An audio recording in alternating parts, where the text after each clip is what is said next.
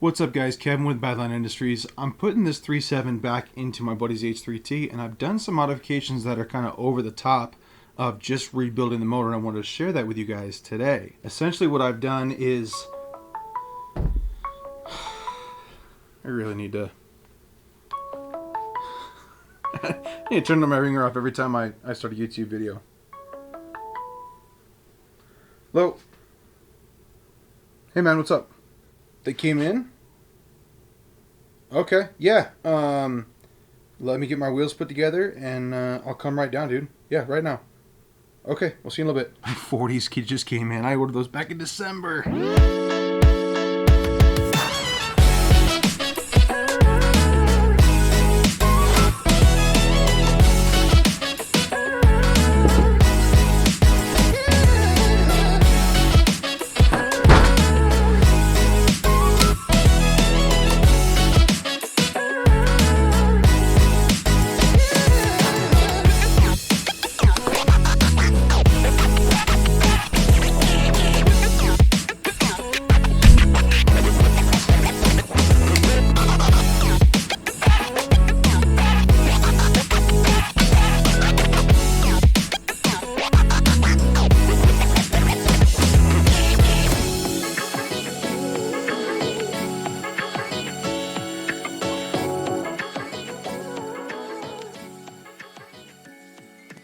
So if you're not familiar with these wheels, these are the Icon Rebound Pros. These are the bronze 17x8 Pro Series bead retention wheels. They don't actually classify as a bead lock. They don't actually pinch the bead. What happens is each one of these bolts sticks up behind the bead of the tire once it's mounted, and if the tire decides to or tries to de-bead, it can't, because there's 32 bolts or something like that going around the outside of this rim here, and can't de-bead. Granted, the inside probably can, but they've been running these tires for a while, patent pending, super cool rims, and with me going 40s, I wanted the kind of the assurance of being able to run really low pressures if I go snow wheeling or whatnot, or just getting a nice comfortable ride on the trail. I wanted to know that I had some beadlocks on the truck, and these really fit the bill for the price and the quality of the rim, and I just like the look, and especially that I'm kind of planning on changing the color of the truck anyway. I don't think they'll look too out of place with the bronze and the tan, but if I do change the color of the truck, it's not that big a deal. Make it look pretty good with whatever I choose. So maybe you guys can comment down below what color you think I should change the truck to. I'm thinking about doing a vinyl wrap, and I think I like the green that I did on my render, but I might change it up. So maybe you guys comment below what you think I should change the color of the truck to, and what these look like. So something I'm gonna do that's a little bit unconventional is use these Colby valves. Now these are intended a little bit more for repair work. Say if you rip off a valve stem, you screw one of these on. They've got the short stubby ones that I got here, they've got some little bit longer ones, and then they've got some kind of emergency ones with big old red flags on them that you can just install as zero tools. So if you happen to rip off a valve stem, you can use one of these and a 7/16 or 11mm socket and install it right there. You don't even have to take the tire off. So I'm going to install these on mine. Right now I got 6. I have 5 wheels, so that'll give me an extra to keep in the truck. The valve core location, valve stem location is pretty deep in the wheel, you guys can see there. I'll show you guys how to install these real quick, and if you guys want to check these out, I'll leave a link to all 3 flavors down below, so that in the event that you guys want to pick some of these up, you know where to get them. Alright, this is the most difficult install of all time. Basically, it comes like that. You put it in the hole dry. Most of the times not advised to put it in holes dry, but whatever. 11mm 7/16. Gentle. Spins a little bit, you're done. It's literally that simple.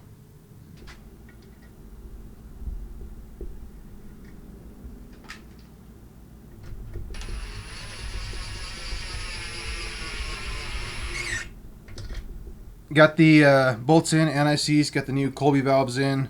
No Tin Man syndrome, but I do have 4 more rims to go. So wish me luck. I gotta get these to the shop today, and maybe we'll take you guys along the process of getting these things mounted. But I don't know that they're gonna be done today. So I don't know. Come along and we'll go to the shop and maybe we'll check out the new tires.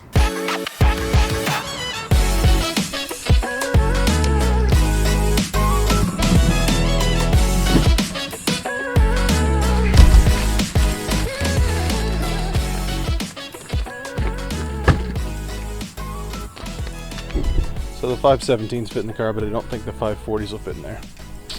Oh well. I do have to say, however, thank you to everybody that's buying parts from me, because without you guys watching these videos and buying my parts, I wouldn't be able to afford to do none of this.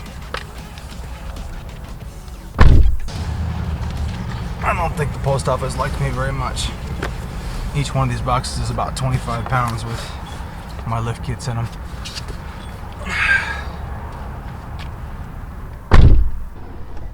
Customer just asked me my pant size. Alright, bro. Here we are.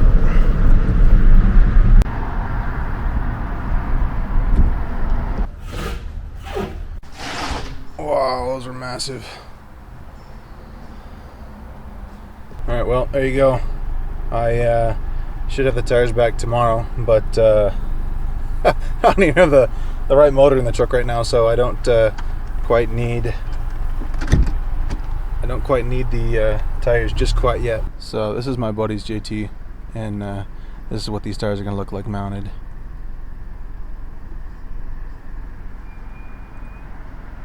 Big boys.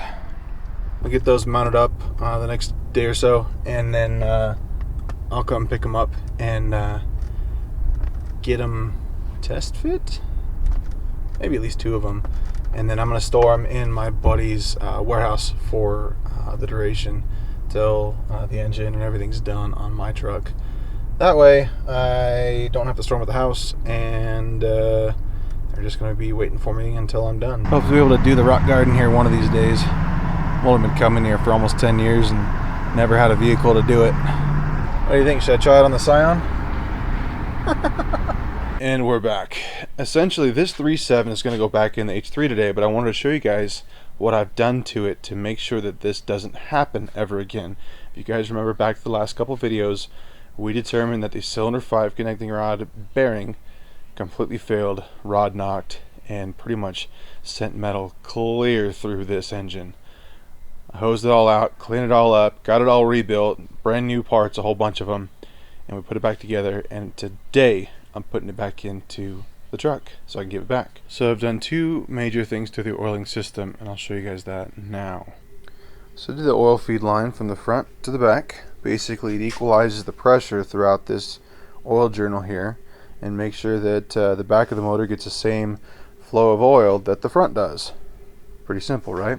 So this line right here has never been done before. These are the lifter journals. Basically there's a hole from the front to the back of the head here that all of your lifters and your cams get oil. What I found when I pulled these plugs out was sludge and metal shavings in the back of this head, and I thought, oh, I gotta fix that. There's got to be a better way to do this. So I figured out what threads those plugs were, and I found some fittings and some hose and crimped it. What I'm going to end up doing is, one of the guys suggested on, I believe, Instagram, the line to be stainless. Now the hose that's on there right now is rated at, I think, 300 psi and 300 degrees Fahrenheit, so it's more than safe. But his comment was potential rodents, potential pests getting in there. What'll end up happening is I'll make this kit, both the head oil line and the lower oil line on the block, all one kit, and I just need to figure out how I can do the back in a hard line. I'm not sure it's possible, especially given the size constraints right there.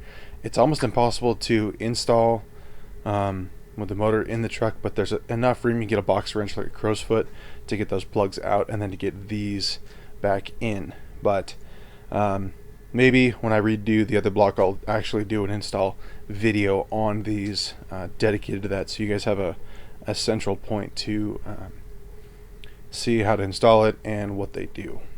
Another modification I've done that's kind of helpful is new exhaust manifold studs. These are really helpful in hanging the gaskets and then setting the manifold in place and then torquing them down. These motors are notorious for breaking exhaust manifold bolts. These studs won't do that. So some of the other internal stuff in the motor that you guys can't see is I got all new bearings. All of the crank and connecting rod bearings are brand new. Got that all redone. That's my old crank down in there that got machined 10 thou, and pretty much everything else looks pretty good. I cleaned up and replaced everything that I saw wear on, and that's pretty much all done on the inside of the motor. I did install one of my thermostat spacers on the thermostat here. He's actually moving to Texas, so it's probably not quite as hot as here in Reno, but anyway, it's a cheap $10 modification you guys can do to help keep your truck running cooler. Figured I'd throw it in the motor for him, and hopefully doesn't have any cooling issues ever again.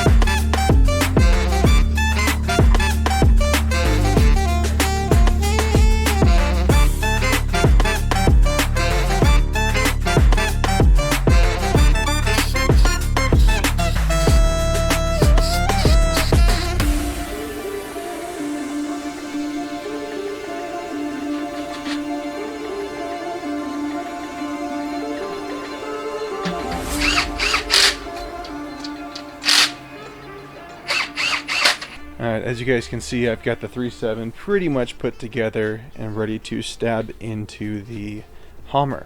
Problem is, my engine crane is kind of occupied right now. Let's go check it out.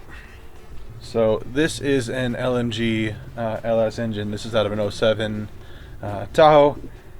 Cylinder 4 piston decided to essentially vaporize and ruin the block and a whole bunch of other things. But some of the components I need for this build are still good, and I also wanted to put this in the truck and mount up the transmission and transfer cases and get some drive shafts ordered in the meantime, because some of that stuff kind of takes a little while to get here. First, I need to get it off of the crane, and I thought, what better way to get it off the crane than to put it in the truck.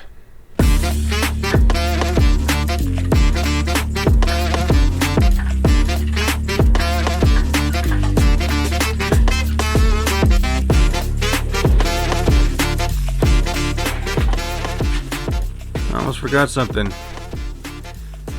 My V8 swap motor mounts.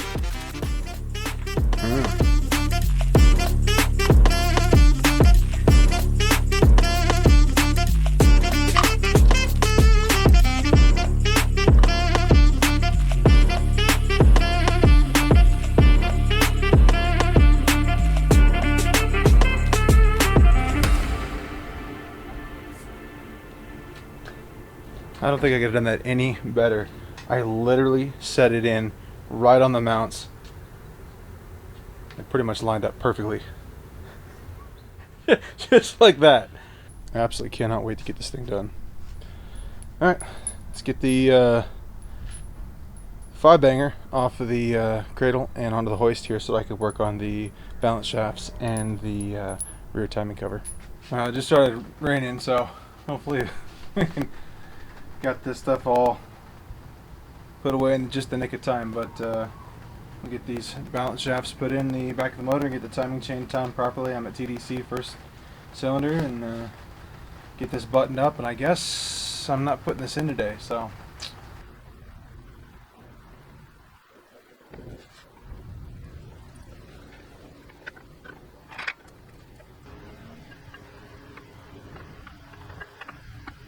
Just like the front timing chain, the rear balance timing chain effectively also has some discolored links. They're black. I've purple painted them so I can see them a little better once the solvent and everything got to them. But I'm going to set these in here now and get these all timed up so that we've got a good balance on this 5-banger, and let the tensioner go and set it back.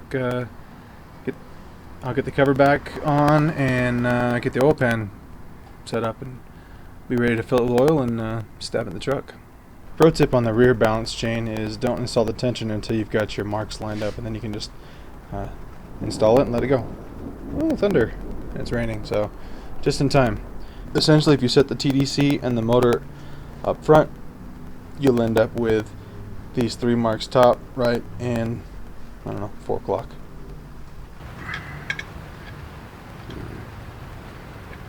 Something you get to see every day, so might as well slap in a new one while we're here, especially with all the metal that went through this motor, the other one. We really need to make sure we give this motor the best chance of survival as possible. So the reason I don't have the oil pan on just yet is that the front timing cover and the rear balance cover both have bolts that come up from the oil pan. So in order to properly seal this whole thing, I've got to do the front and rear timing covers, and then I can do the oil pan and only gasket one direction. So let me get this all siliconed up and slapped on and bolted up, and I don't know if I'll put it back on the stand and rotate it over, or if I'll just, I guess I'm going to try putting an oil pan this way, but we'll see. So I got the balance cover in. You guys can see I got these two bolts that come in from the bottom. So the oil pan goes on, get it all gasketed up, and good to go. Well, I didn't quite get the motor that I had intended to get installed this week. However, I did get the LS parts motor effectively dropped into Colorado, set on my mounts and whatnot, just to get out of the way and just to see if it fits, and I don't know, have some progress on that. Putting these videos out for you guys, getting these orders out, creating new products for you guys, doing motor swaps on my buddy's truck. Like, it's a lot of freaking work. So appreciate all you guys' support and all the orders and all of the tagging and whatnot on Instagram and everything. Really appreciate the support you guys are giving me, and stay tuned for the next video. Is actually going to be for the 2nd gen guys, so you guys are not going to want to miss out on that if you've got a 2nd gen. If you have any questions on the products we make or anything you've seen in this video, everything will be down in the description below, and I'll give you guys some links to the other videos about the 5-cylinder failures right here.